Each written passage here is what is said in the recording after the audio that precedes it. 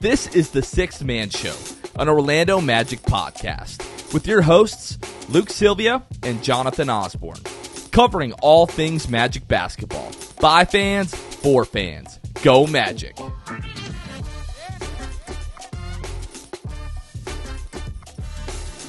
What's going on, Orlando Magic fans? You guys are back with the Sixth Man Show.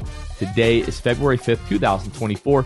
Jonathan Osborne here, as always, joined by my co-host Luke Sylvia. Luke, Paolo Banchero is an all-star, my friend. How are we doing? All-star, that man. And they did it. They really did it. He really did it. I've got the Paolo Banchero shirt from, I believe, the team shop on right now, paying tribute to Paolo and our all-star. It means, I'm sure, so much to Paolo Banchero. But I don't know if Paolo Banchero knows how much it means to all the fans.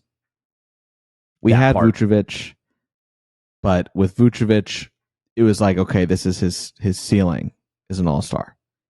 Well, with Paolo, we all agree, NBA, all-NBA first team, second team, third team is all part of the equation in his career. So he can get there. Huge moment for the franchise. Yeah, and we talked about that, I think, either one pod or a couple pods ago, about the difference between the feeling of like Vooch finally making the All-Star game, which was a massive deal. But as we were doing the playback the other night during that, I know you were watching, myself and Kevin, we were watching, and they go, first of all, they start with the Western Conference, which, like, whatever, I guess. And they go through, the seven reserves. And then they go to commercial break, which just felt like it took forever. And then they start going through the Eastern Conference reserves, and they're taking their sweet time. And we get down to like that final three. And I'm like, for me, the name that I was afraid we were going to hear was Trae Young, because it felt like that is kind of what the decision was. Like if it was going to be, Paolo or Trae Young or one of, maybe Julius Randle is somewhere in that conversation. And I was like, man, like if we hear Trae Young, probably means that Paolo did not make it. And we get down to that final one, and we're broadcasting on playback, and Chris Haynes had tweeted out, because watching on playback in the stream that we were watching, we're probably about a good 45 seconds behind the legitimate feed. So as soon as the list is finalized, Chris Haynes tweets it out. And I think he tweeted out in like alphabetical order or a different order than what they had announced it in. And Kevin read that right as Ernie is opening the envelope. Kevin's with me on playback. So Kevin just, as anybody would, just scans right down to the bottom of the list to see if Paolo was the last name announced. And he didn't see Paolo's name there. So I'm watching the broadcast, but I hear Kevin in my ear say, oh, he didn't get in. And in my head, I'm just like, you've got to be kidding me. Like, I didn't have enough time to even really react. And then you hear Ernie read from the Orlando Magic, and then everybody, like, we all just went crazy. And now we've all seen the video of them in the ballroom at the hotel in Minnesota, everybody watching that together, and Paolo getting emotional, sort of giving a speech after the All-Star selection. And just seeing, like you put it so perfectly just now, like as much as this means to Paolo, I don't think that he understands how much this means to Magic fans. And that's like the best part for me. Like, obviously incredibly happy for him, but this is a team who has been, its fan base has been looking for its star for a decade. And we get the number one overall pick. And then it's like, okay, is this kid going to be able to live up to the hype of past number one picks in Orlando Magic history?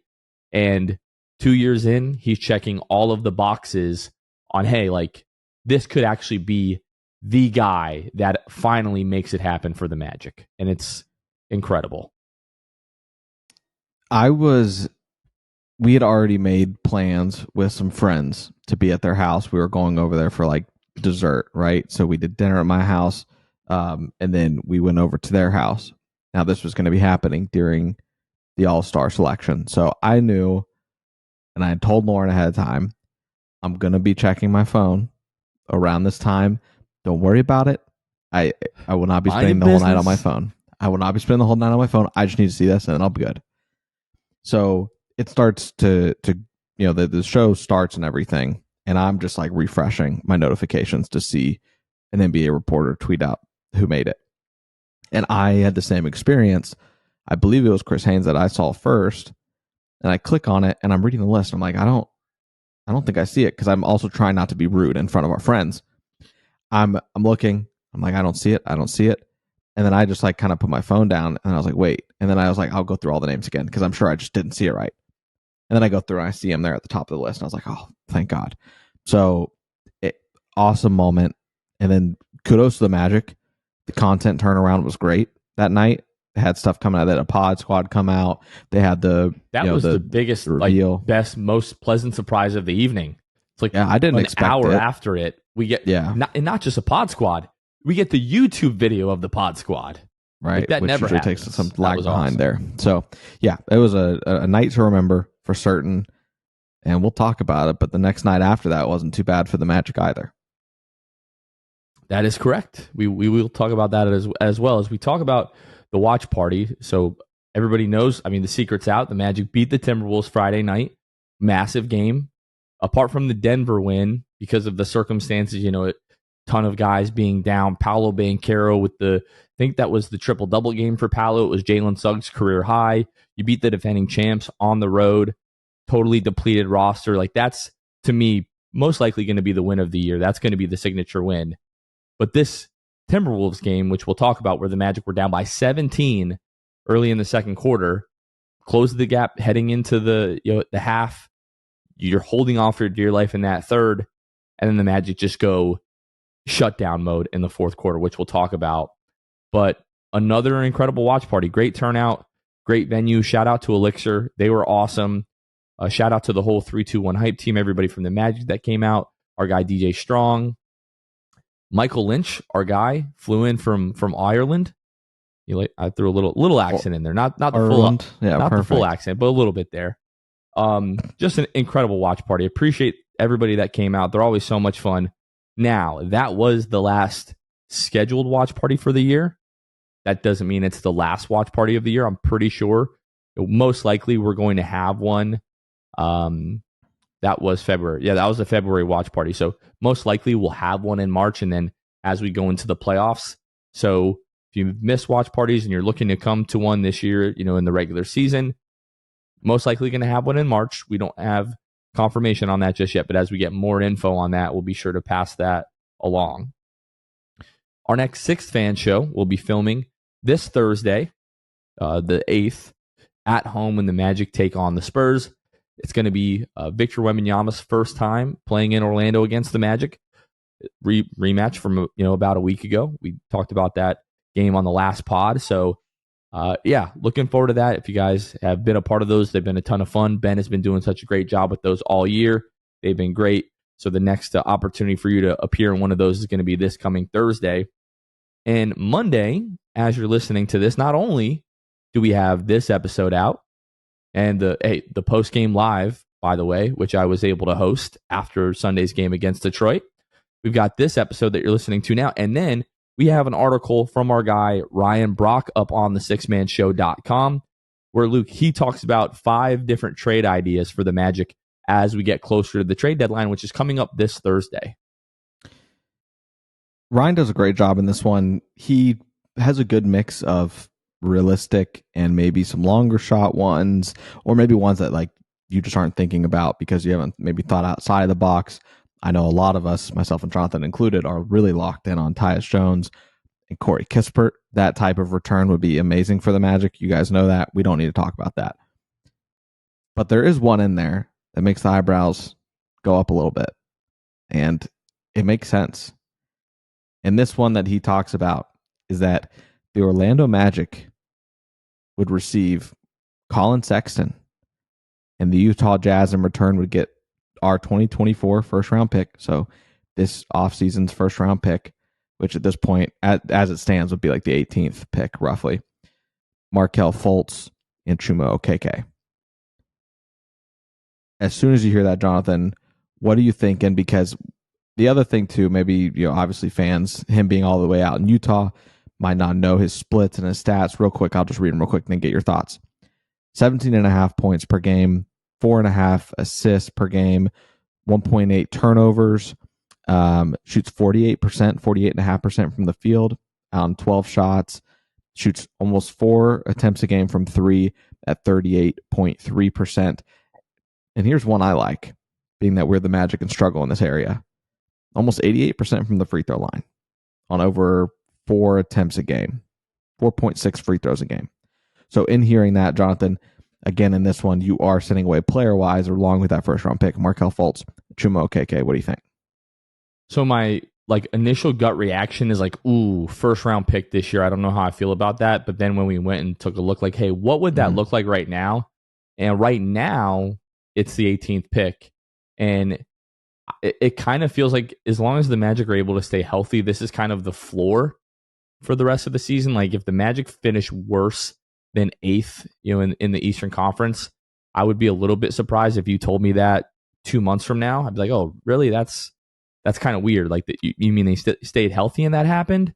I'd be a little bit surprised. So if that pick is somewhere in like the 18 to like 22, 23 range, somewhere around there, I don't know that I totally hate it, especially when you look at Colin Sexton's contract, which I think he's on contract for 2 additional years after this year in like the $18 million range. Mm-hmm.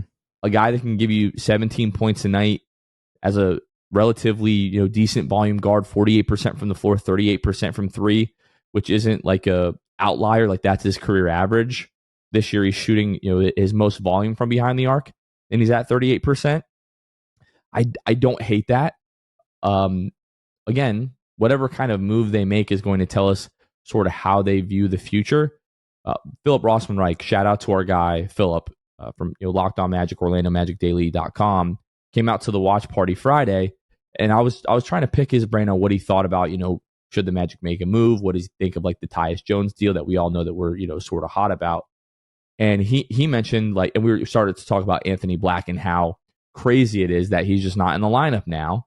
And the point that we really both agreed on was like, if you believe that Anthony Black can be your point guard of the future, but you realize that he's not really there yet, he's not ready to start long term and help organize and facilitate the offense, but you believe that he can get there, if you bring in like a stopgap point guard for the next couple of years, whether that be a Tyus Jones or in this case a Colin Sexton, to let Anthony Black continue to develop and coming off the bench until he's ready, I don't hate that idea at all.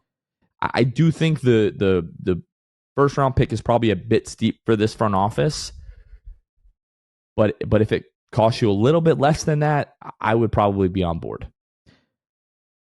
The other thing too, you have to consider with Colin Sexton is how incredible that defensive duo would be of Colin Sexton and Jalen Suggs. That would be nightmarish. 38% 3-point shooters in the backcourt.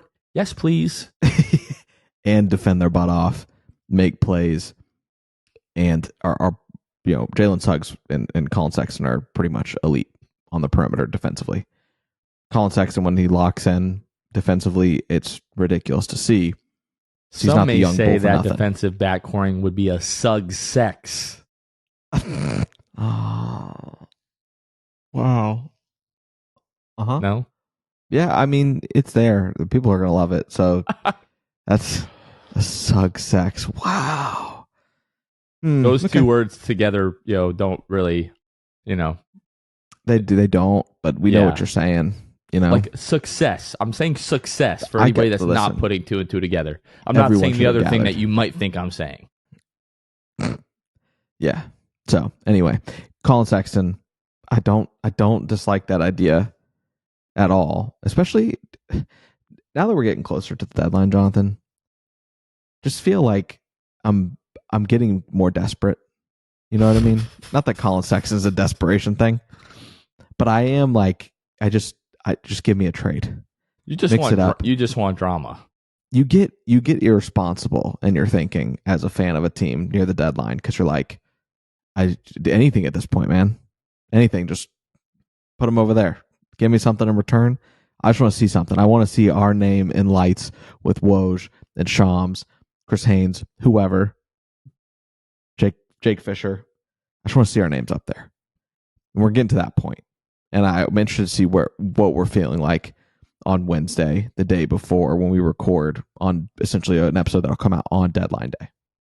The other thing to think about is how much do the Magic value that 2024 pick when essentially, we're 50 games into the season. Jet Howard has gotten almost zero significant NBA minutes. Like he's spent the last couple of months essentially bouncing back and forth between the G League and the Magic, spending most of his time with Osceola. It would be hard for me to see that happening 2 consecutive seasons for a guy that you take with the 11th pick in the draft a year ago. So the Magic are essentially next year going to be operating as if Jet Howard is a rookie. Like we're going to look at next season like Jet Howard's rookie season. So are the Magic, who aren't using 2 rookies this year, are they going to have essentially 2 rookies next year? So are the Magic even... I mean, obviously you have to take all things into consideration, but I wouldn't be shocked if they're like, yeah, we just don't really see a ton of value with this pick in a draft, by the way, that isn't supposed to be super loaded. Mm-hmm. Yeah, interested to see how it shakes out for sure, but I wouldn't mind it. That package we threw out earlier with giving up that first round pick, wouldn't have an issue with it if it's giving you back Colin Sexton. So as you're listening to this, we're going to drop that sometime like early Monday morning. If you're one of those crazies that are listening to this at 2 a.m., that article is probably not up. But maybe more like a 5 a.m.er. Usually we schedule it for. So Luke's the one that's going to get that up anyway. So, but again, that's from our boy Ryan Brock. Be sure to follow him on Twitter. We'll be tweeting that out for sure, and then or X, I guess we should say. I'm so sick of that. But that'll also be up on the sixmanshow.com, so be sure to go ahead and check that out. I have one more thing here, Jonathan, to add to the trade in general, the trade talk. The logistics, really. Trade deadline is Thursday at 3 p.m., as most of us know. That night, the Magic play the Spurs again. So Tuesday, you have the Heat. I would like if they didn't make a move like between tomorrow or Tuesday, because that game against the Heat truly is pivotal, as close as you are in the standings. I'd rather not be without players, and the guys you're taking back in the deal can't make it, obviously. Now, Thursday you play the Spurs, and then I believe Saturday, but your next game is against the Bulls. So you make a trade on deadline day, you're without maybe a player or two for that game against the Spurs, you probably think you can live with it. And then come a couple days later, you'd have everybody, the new acquisitions for that game against the Bulls. So just some things to think about, logistically speaking. That's stuff I like to think about too. Like I said, just don't make a trade on Tuesday. That Heat game is going to mean a lot, especially as it shakes out here, today and the win streak the Magic have been having. It's going to be super interesting to see how this front office handles it with the games and all that. And when we take into the account that the Clippers beat the Heat tonight. Mm-hmm. So right now, this is really a perfect segue to go into the state of the Magic. So this week, the Magic went 3-1. They had a loss to the Mavs on Monday, last second loss. Then a win over the Spurs on Wednesday, a win over the Timberwolves on Friday, and a win over the Pistons on Sunday. They currently sit 7th in the Eastern Conference with a record of 27-23. They're 10.5 games back, 11 games back now of the Boston Celtics. They are 6 games back of Milwaukee, 6.5 games back of Milwaukee. I calculated all this before we started recording, and now the team's been playing. Now I'm all over the place, really throwing me off here. We are 5.5 games back of Cleveland. We're 5 games back of New York. We're 4 games back of Philadelphia. We're a half game back of Indiana. We're a game up on Miami.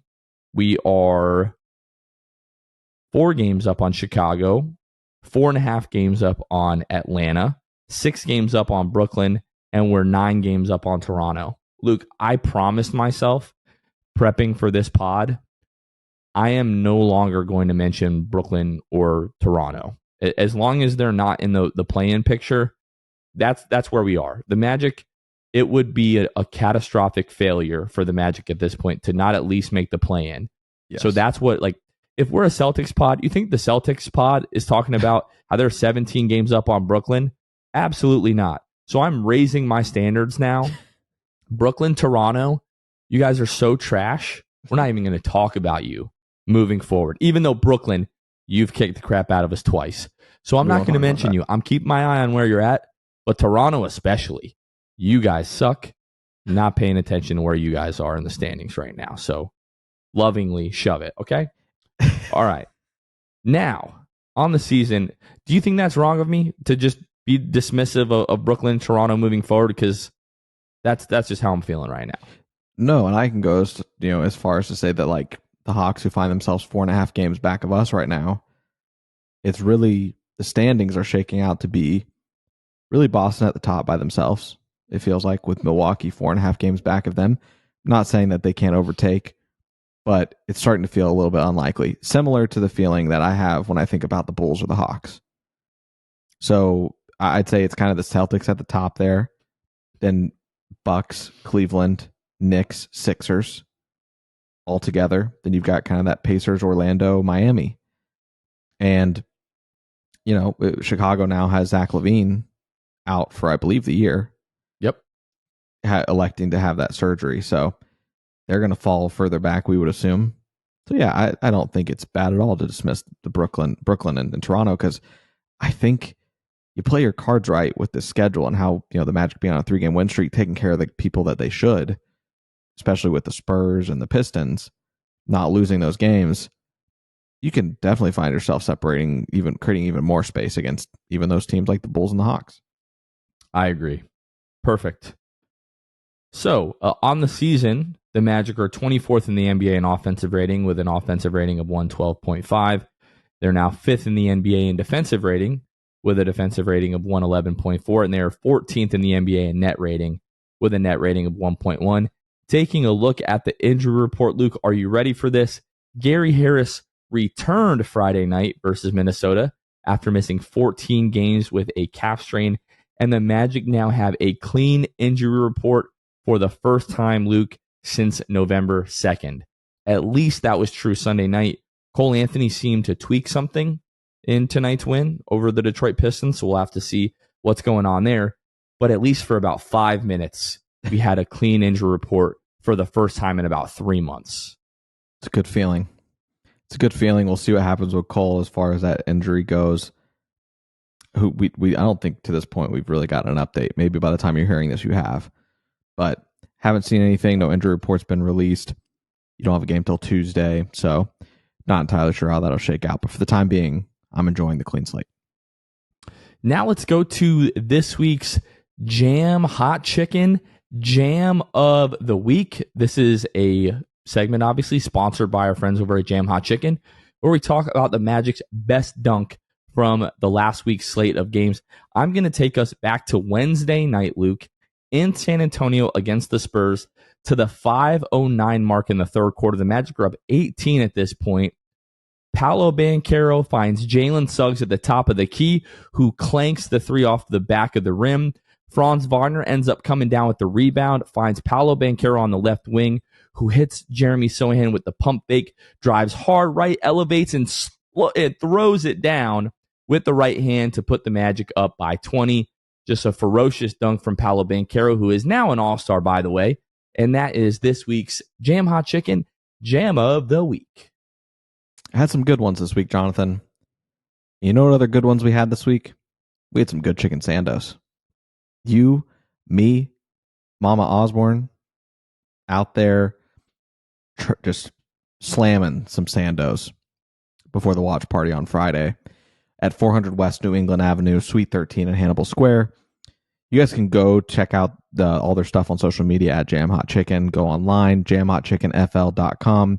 That's where we ordered ahead before getting there to Jam Hot. And guess what? Like I said last week, I got there, food was hot, it stayed hot, it stays hot for a while. So feel free to order ahead, maybe even give yourself a little bit more time than you might think, because that stuff's still going to be piping hot by the time you get it, temperature-wise. And, man, a little mild sando, can't go wrong with it.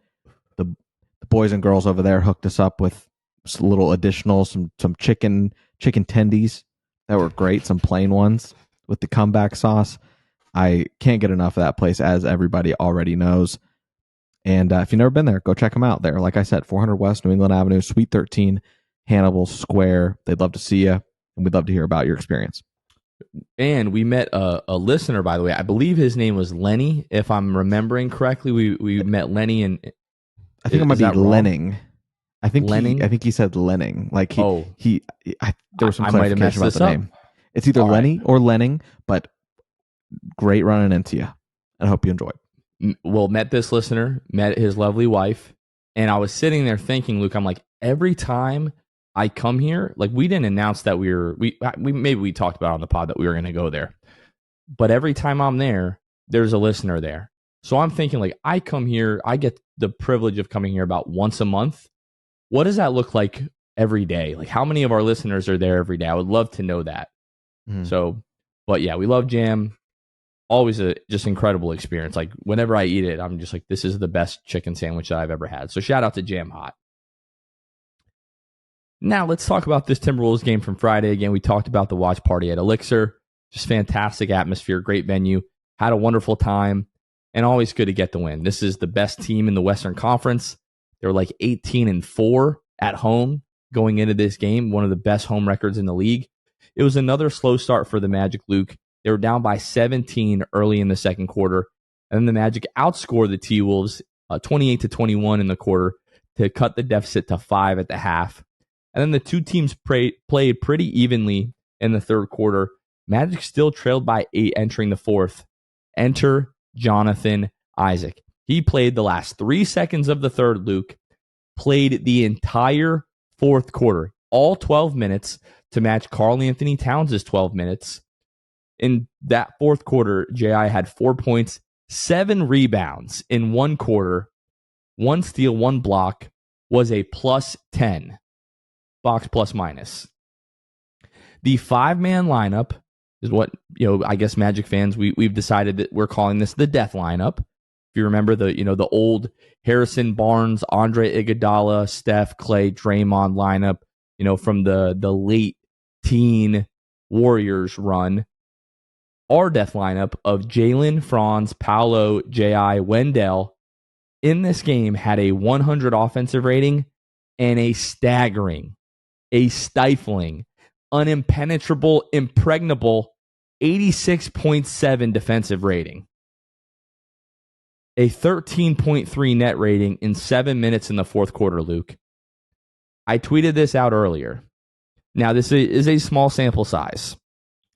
In 6 games now, for a total of 22 minutes, 7 of them coming in this game against the Timberwolves, the death lineup of Jalen, Franz, Paolo, J.I., Dell has posted an offensive rating of 114.3, a defensive rating of 97.9, and a net rating of 16.4. And I put this out with the small sample size alert, but our friend Dan Savage over at OrlandoMagic.com commented and said, small sample, but the eye test says it's real, Luke. They just went on an incredible run, outscored Minnesota 28-18 in the fourth, and they walk away with the victory in this one. You read the offensive rating there of 100, which is not awesome. But you also have to remember the Timberwolves have the number 1 defense in the league. So I don't take too much from that. What I do take a lot from is that defensive rating, right? And then obviously over the 22 minutes, like you said, small sample size, huge impact. Jonathan Isaac truly is a game changer. We all know that. I wonder if moving forward, as he continues to play more minutes, maybe get even some more run, more than 8 minutes in a back-to-back. Once he is fully ramped and is able to play 26 minutes in a game, 27 minutes, do we see Jonathan Isaac in a starting lineup? Because they're closing with him and I'm assuming they're not electing to even entertain the thought of starting him really until maybe this minute restriction is lifted. That's something I've been thinking about, bouncing around. Is that what we're waiting on? Jonathan Isaac to have that restriction lifted? And maybe that's when he starts to play with that group pretty exclusively. Honestly, I don't know. I wanted to save this for a little bit later in the pod, but that unit, uh, J.I., Wendell, Franz, Jalen, Paolo, they only played together for 3 minutes in this one, the last 3 minutes of the game against Detroit. This seems silly to even read this. Had a 114.3 offensive rating, had a 33 defensive rating, an 81 net rating in this game on Sunday. What was the defensive rating you 33, said? 33.3 was the defensive rate. Like this is what we're talking about when we say like small sample size alert, because that's like the epitome of the small sample size. But I bring it up to say, like, again, I know we're sort of stepping on the toes of the Detroit recap here, but for was that the second, third consecutive game, they decided to go to that lineup to close. You notice there's somebody not on the floor, like Markelle Fultz, who for the last couple of seasons, when the Magic, close game down the stretch, you want to have Markelle in there for, end of shot clock situations or late game situations where he just has to go and get you a bucket. And Markelle Fultz is not on the floor in these situations, even though he's in the starting lineup. I don't know the answer to your question, unfortunately, Luke, because I don't think that's nothing that Markelle isn't closing games. Yeah. I mean, Timberwolves game plays 23 minutes. Pistons game, 23 minutes. Doesn't close in either of them. Both close games, for the most part, worthy of playing who you normally would play in the closing lineup. Markelle Fultz just isn't there. And defensively, I mean, there's a lot to that, right? Suffocating defense down the stretch is invaluable. To this point, Markelle essentially really has been playing like 25 minutes a game. So he's taken a couple minutes hit with J.I. getting more of a bump. I think there's a lot to it. If the Magic don't make a move for a lead guard here at deadline, I would not be shocked if here and by the end of February, beginning of March, we start seeing Mosley prep for the playoffs by starting that lineup with J.I. inserted. I know there's not a true lead guard in that situation, but I don't really care because of the defensive impact. Do you think as big of an impact as they have to close games, think about how incredible it would be for them to set the tone that way. Every game. Set the tone, the start of the game, and they close the game. Bookend it. They'd wreak havoc at any time they're on the court. We've got a small sample size, but still something. And like Dan Savage said, the eye test affirms it. I would not be shocked if Jonathan Isaac is starting if the Magic don't trade for a point guard here in the next few days. The lineup's just like really been incredible. I don't know any other way to put it. Like you put those guys out, and the other teams just like can't score. Rudy Gobert and Karl Anthony Towns were like sort of having their way in that game. And we go back to the fourth quarter here. Karl Anthony Towns 3 points.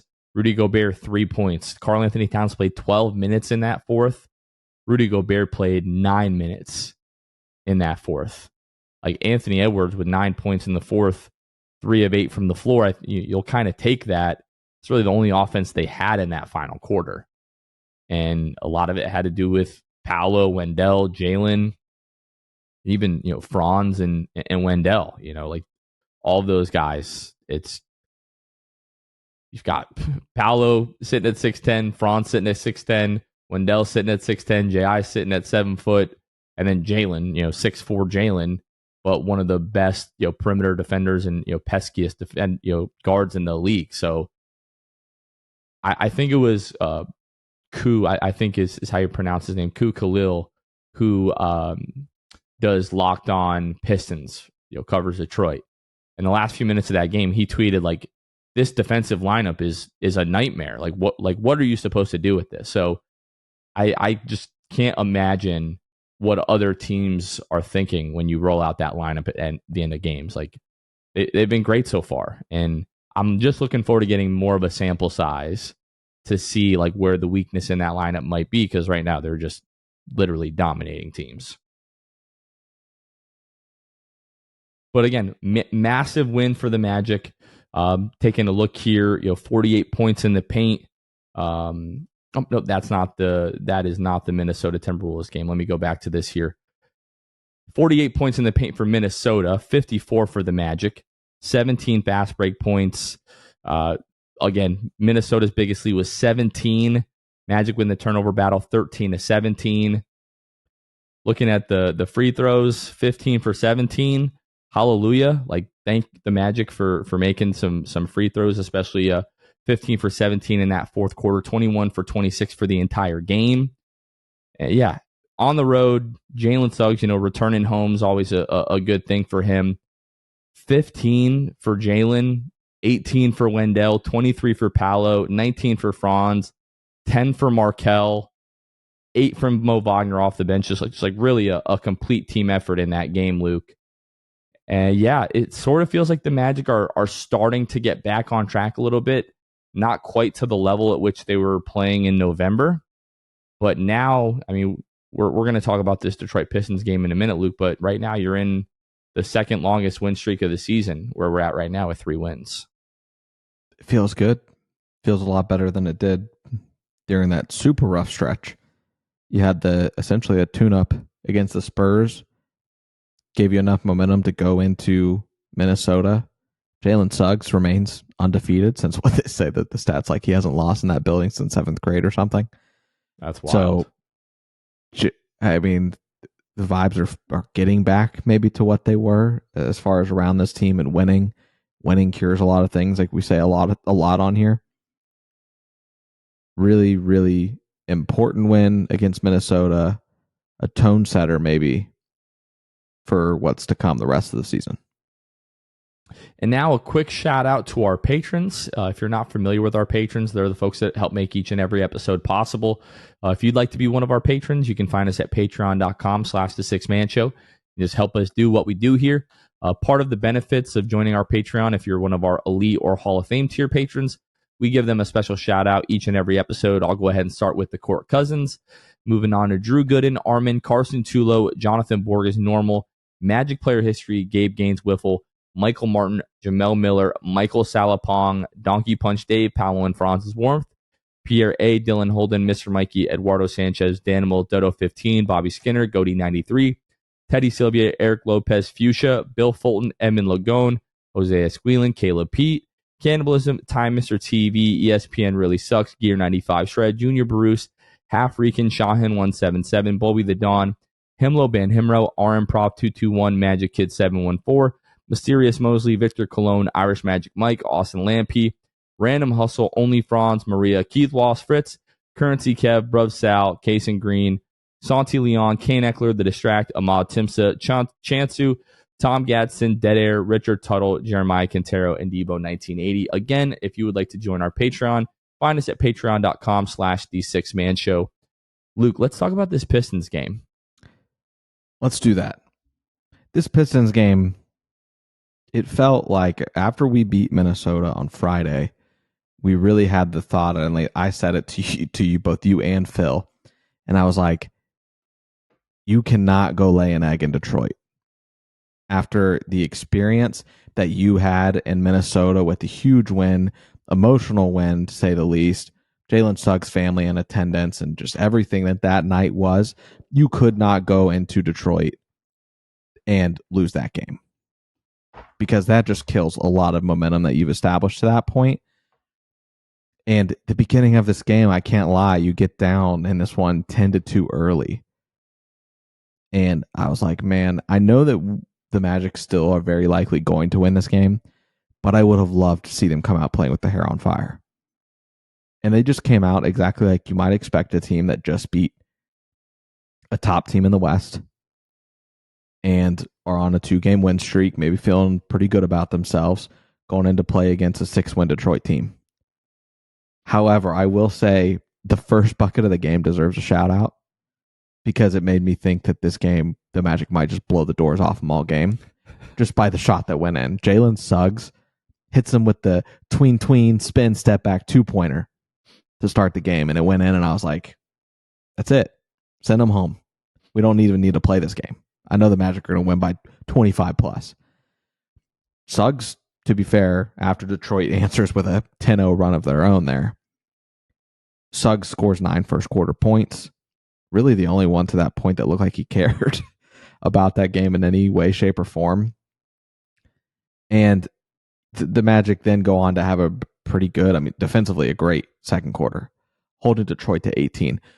When I tell you, though, that Detroit is one of the worst basketball teams I've ever laid my eyes on, the ways that they just like leave the door open at all times, obviously attributes to their 43 losses on the season now, but just turnovers left and right. They make us look like we protect the ball incredibly, and we definitely don't.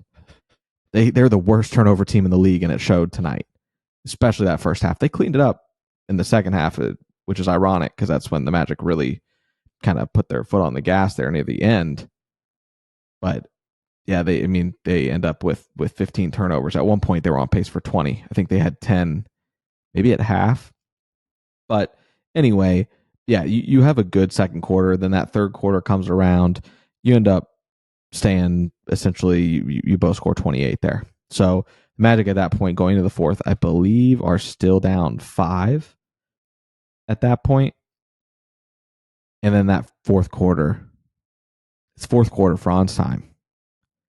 Fourth quarter Franz, and Gary Harris has himself a quarter. I saw a lot of people, even in the Six-Man Show Discord, which you can get access to if you go to patreon.com/sixmanshow. Shameless plug. If you do that, and if you were in this chat, I got to be honest. In my mind, I was slandering Gary Harris. It's fair. But this game, like I put in the Discord after. Great in the second half. But the game is 4 quarters, baby. And Gary Harris had a redemptive fourth quarter. Scores 8 points in that fourth quarter, and I believe all of them within that first, like his little 4 or 5 minute spurt there at the beginning of that quarter. Did an incredible job setting the tone. Hitting threes, getting to the rim, doing everything right for the Magic there in the fourth quarter. But Franz was 16 of his points coming in that fourth quarter of his 38, Jonathan.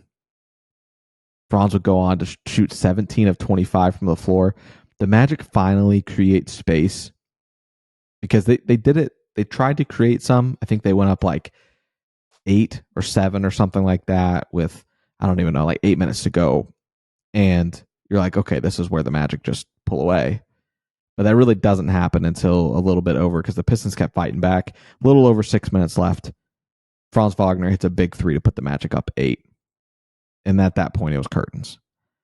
The Magic would go on to win this one 111-99 in a game that just was the Magic playing with their food. That's what you said on the postgame live that you hosted, what you put on Twitter as well. The Magic were just kind of hanging out and new. And we've seen them do this a couple times with teams that are significantly worse. And once again, the Magic are able to out-talented the Detroit Pistons. So it's nice to be able to do that, but I would have enjoyed more a 20-plus point win. But I'll take the 12-point win at the end of the day, get the win, get out of there. I know what these guys are capable of, and they take care of business against a team that you absolutely should, and they continue to do that this season. Yeah, I think you said it was 16 in the fourth for Franz. I think he was like 12 of 15 in the second half. Nuts. 27 points in the second half.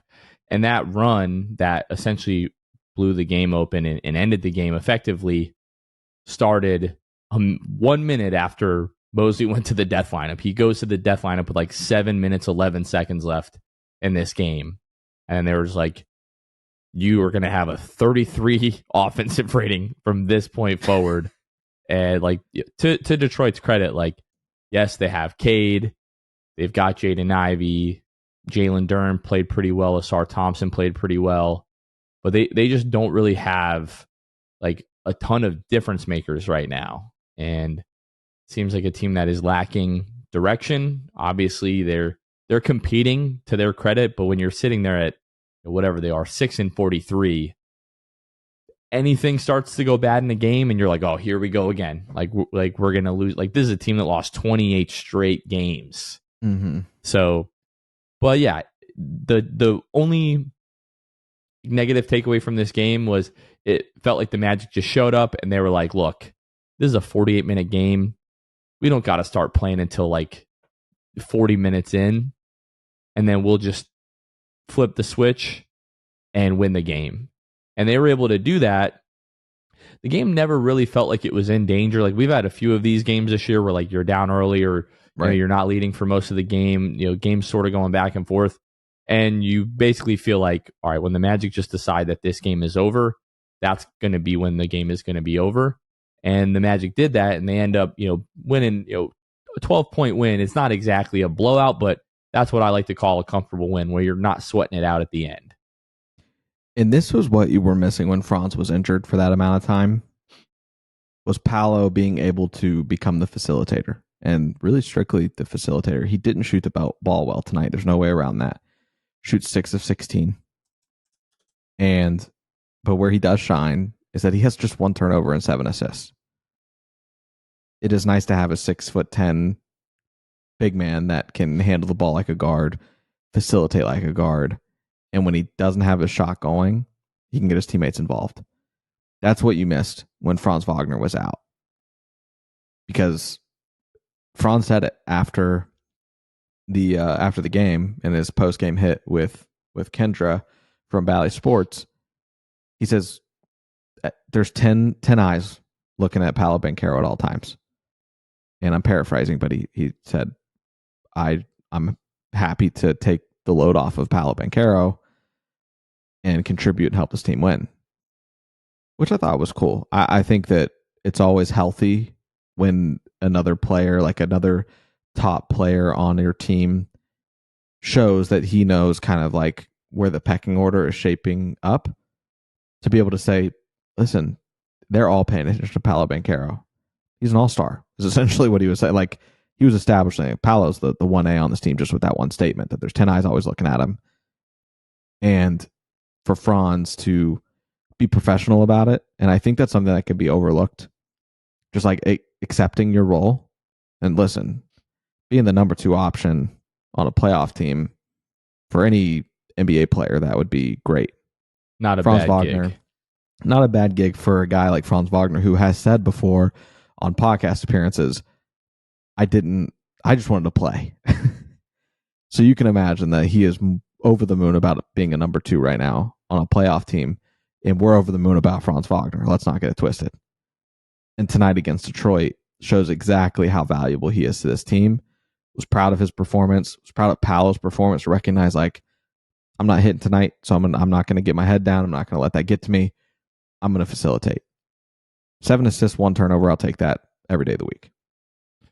And shout out to Ryan Bass from Bally Sports Florida. He tweeted tonight, Banchero now has 26 and 6. Like once he got to that point, he finished the game with 20.6 rebounds, 7 assists. But this is now Paolo's 6th straight game of having at least 20 points, 5 rebounds, 5 assists. 1 game shy of Tracy McGrady's record of 7 straight in 2003. So what that means is Tuesday versus Miami, if Paolo's able to put up 25 and 5, he will match Tracy McGrady for the franchise record of consecutive games of 25 and 5. At 21 years old in your second year, that is absolutely insane. Mm-hmm. To already be like in the same breath of putting together a stretch of games that would set a franchise record or break a franchise record set by Tracy McGrady, if he's able to do that for a couple more games. It kind of feels like he can do that, and I would say he probably will. I mean, yeah, at this point, what he's averaging like 23 points a game and on an incredible tear in terms of just stuffing the stat sheet for sure. To this point on the season, 23 he's averaging points. 23, 7, and 5. Right. So no reason he can't put up a 25 and 5 game on Tuesday. The stats say that's an average night for Paolo Banchero. So he can do it. He'll continue to do it. There's just the all-star is going to continue putting his imprint on the game, and on this organization for many years to come. Yeah.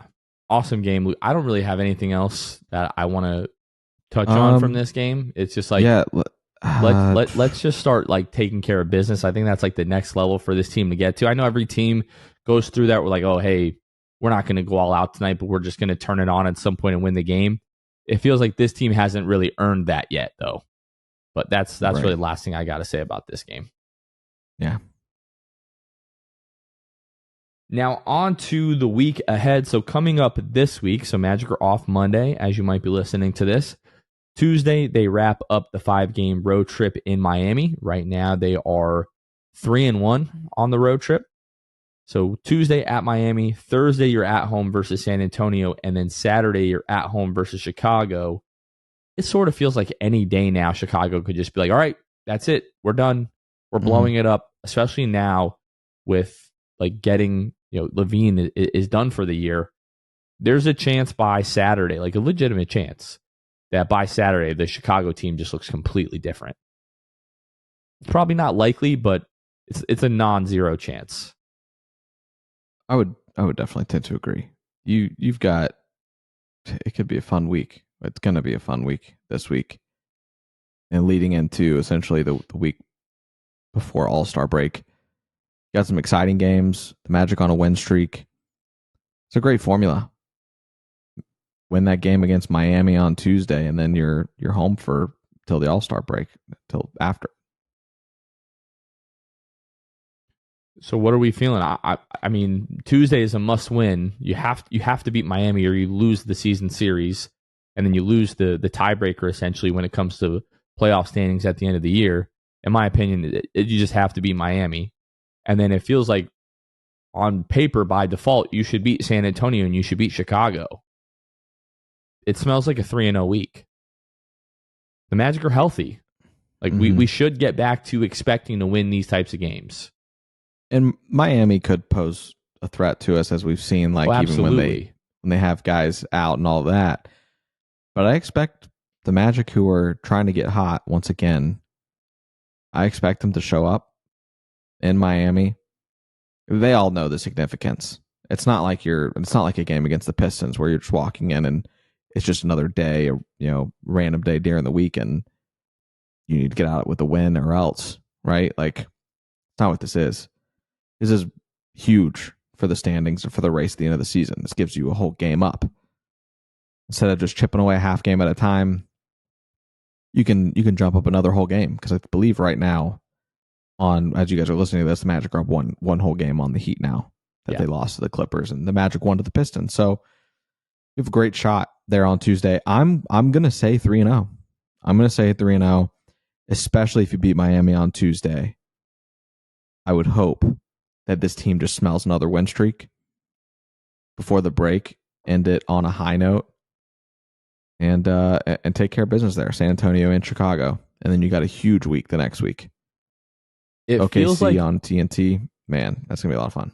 Yeah, it feels like this year, Luke, for the most part, whenever we've circled games on the schedule and said like, hey, like you have to win this game, or we've gone into a game like, hey, tonight is a must win. More often than not this season, it feels like the Magic have delivered. Tuesday definitely feels like that. If you do that, then all of a sudden you're at 4 games with 2 favorable games to finish the week. Home for San Antonio, home versus Chicago.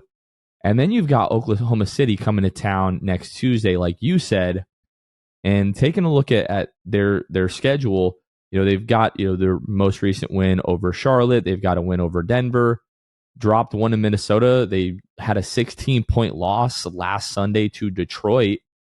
And the last I checked, they were, oh my gosh, never mind. The Thunder came back against Toronto, and they are now starting double overtime. Wow. It seemed like that game was headed towards a Toronto win.